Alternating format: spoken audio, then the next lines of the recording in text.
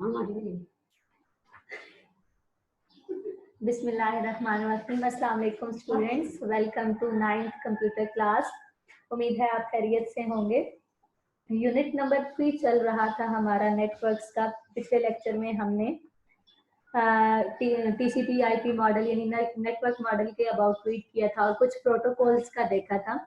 आज का हमारा टॉपिक है द नीड फॉर एड्रेसिंग, यानी जब हम नेटवर्क के ऊपर डेटा कम्युनिकेशन करवाते हैं तो हमें एड्रेसिंग की जरूरत क्यों पड़ती है। ठीक है, जैसे फॉर एग्जांपल आप किसी फ्रेंड को मैसेज सेंड करते हो या बाय पोस्ट किसी को कोई लेटर भेजते हो, तो आपको रिसीवर का एड्रेस चाहिए होता है। या फॉर एग्जांपल अगर मैं मोबाइल फोन की बात करूं, किसी को आप मैसेज भेज रहे हो तो जिसको आप मैसेज भेज रहे हो आपको उसका नंबर चाहिए होगा, ठीक है, यानी उसका एड्रेस चाहिए होगा। तो सेम यही सिचुएशन हमारे पास नेटवर्क के ऊपर होती है कि जब हम डेटा कम्युनिकेशन करवाते हैं तो हमें रिसीवर का एड्रेस क्यों चाहिए होता है। ठीक है, तो यहाँ पे आप अपने सॉफ्ट फॉर्म में जो आपके पास नोट्स मौजूद हैं आप उनको ओपन करें, पेज नंबर 65 के ऊपर आए।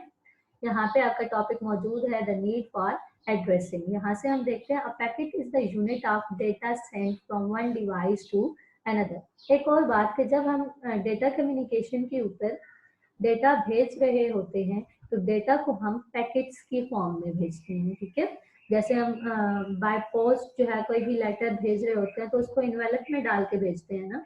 ठीक है, तो इसी तरह से जब हम नेटवर्क के ऊपर डेटा को कम्युनिकेट करवाते हैं तो डेटा जो है वो in the form of packets जाता है। ठीक है, यानी अगर कोई बहुत बड़ा जो है डेटा है, मतलब ज्यादा अमाउंट का है या जो है ना मतलब उसकी स्पेस ज्यादा है, तो हम उसको छोटे छोटे पैकेट्स में डिवाइड कर लेते हैं।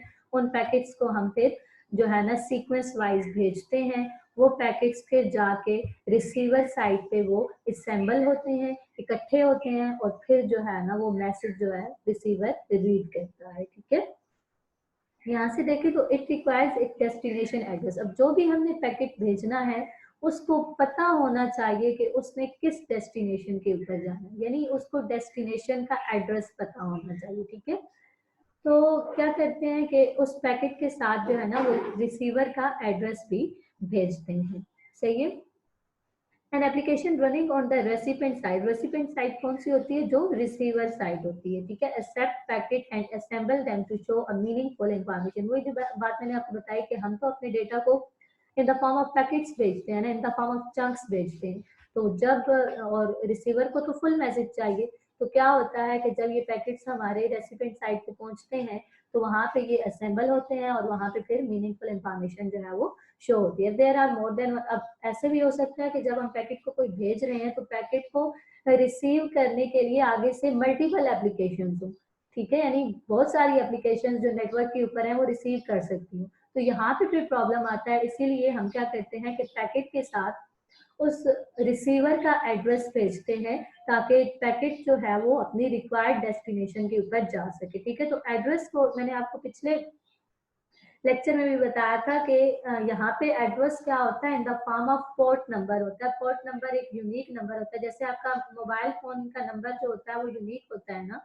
ठीक है, वो किसी दूसरे के साथ मैच नहीं करता। तो इसी तरह से नेटवर्क के ऊपर जब हम पोर्ट नंबर असाइन करते हैं कंप्यूटर्स को तो वो यूनिक नंबर होता है।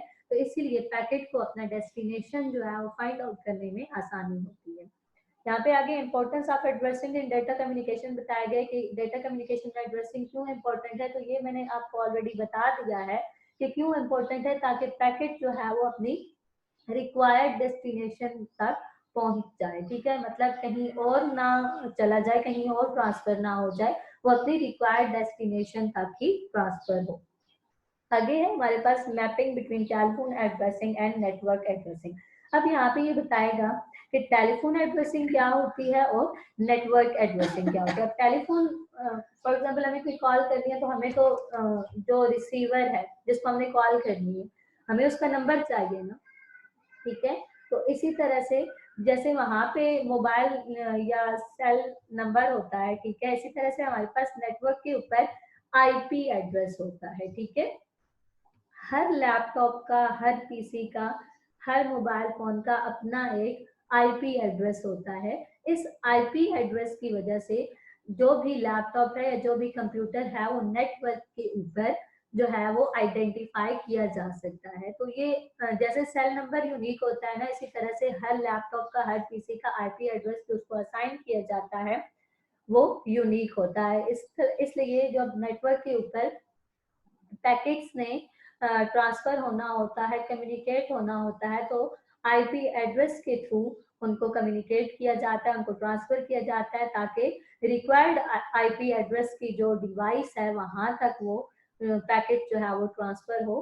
ठीक है, जैसे सेल नंबर किसी के साथ मैच नहीं करता, वैसे ही किसी दो डिवाइसेस का, किसी दो लैपटॉप्स का आईपी एड्रेस सेम नहीं हो सकता। तो ये थी हमारी mapping between cell number and IP address, यानी जैसे सेल नंबर यूनिक होता है उसी तरह से आईपी एड्रेस भी यूनिक होता है। आगे हमारे पास अगला टॉपिक है sending HTTP request and receiving HTTP response over the internet. अब मैंने आपको बताया था कि जब भी आप इंटरनेट यूज करते हैं, कोई कुछ ब्राउज करते हैं, तो आपके पास जो लिंक्स ओपन होते हैं वो एचटीटीपी के फॉर्म में होते हैं, यानी हाइपर टेक्स्ट ट्रांसफर प्रोटोकॉल के फॉर्म में होते हैं। ठीक है, और आपको ये भी पता है कि मैंने पहले बताया था जब हमने क्लाइंट सर्वर मॉडल पढ़ा था कि जो हम इंटरनेट यूज कर रहे हैं ये भी एक क्लाइंट सर्वर मॉडल है। यानी फॉर एग्जाम्पल हम गूगल यूज कर रहे हैं तो गूगल के सर्वर्स हैं और हम लोग क्लाइंट्स हैं। ठीक है, जब भी हम कोई रिक्वेस्ट करते हैं तो हम क्लाइंट होते हैं ना, क्योंकि क्लाइंट रिक्वेस्ट करता है।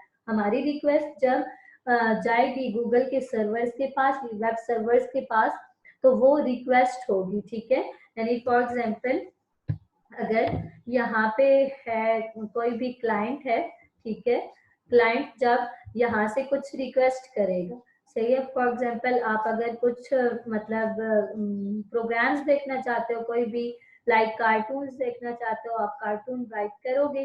ठीक है, ये रिक्वेस्ट कहाँ पे जाएगी? वेब सर्वर के पास जाएगी। ठीक है, वेब सर्वर के पास अब हर टाइप के कार्टून्स मौजूद है। ठीक है, इसके पास यहाँ पे स्टोर हुए हुए हैं। यहाँ से जब क्लाइंट रिक्वेस्ट करेगा वेब सर्वर को कार्टून्स की, तो उस रिक्वेस्ट को हम क्या कहेंगे? HTTP रिक्वेस्ट कहेंगे। ठीक है, यानी क्लाइंट रिक्वेस्ट कर रहा है वेब सर्वर को। उसके बाद जब आफ्टर प्रोसेसिंग वेब सर्वर क्या करेगा कि आपके पास डिफरेंट टाइप के कार्टून्स ओपन होते हैं ना, डिफरेंट लिंक्स ओपन होते हैं, और हर लिंक के स्टार्ट पे आपके पास HTTP कुछ इस तरह से स्लैश ये HTTP स्लैश, मतलब डिफरेंट टाइप के आपके पास कार्टून्स ओपन होते हैं। ठीक है, यानी अब क्या, पहले क्लाइंट वेब सर्वर को रिक्वेस्ट कर रहा था, अब वेब सर्वर इस क्लाइंट की रिक्वेस्ट को रिस्पॉन्ड कर रहा है। तो यहाँ से जो आंसर आएगा उसको हम क्या कहेंगे? HTTP रिस्पॉन्स कहेंगे। ठीक है, तो इस तरह से जो है क्लाइंट रिक्वेस्ट सेंड करता है अपने वेब सर्वर को, और वेब सर्वर फिर रिस्पॉन्स करता है अपने क्लाइंट को। यहाँ पे अगर आप पेज नंबर 66 के ऊपर देखें तो ये डायग्राम बनी हुई है, ये वेब सर्वर है, यहाँ पे क्लाइंट ब्राउजर है। ठीक है, जैसे मैंने आपको डायग्राम बना के बताई कि क्लाइंट से जब रिक्वेस्ट आएगी इस साइड पे तो ये HTTP रिक्वेस्ट होगी, और जब वेब सर्वर से रिस्पॉन्स जाएगा क्लाइंट की तरफ तो ये HTTP रिस्पॉन्स होगा। ठीक है, यहाँ तक होप सो आपको क्लियर होगा। रीड करिएगा, मजीद अगर कोई प्रॉब्लम हुई तो पूछिएगा। तो अपना ख्याल रखिएगा। अल्लाह।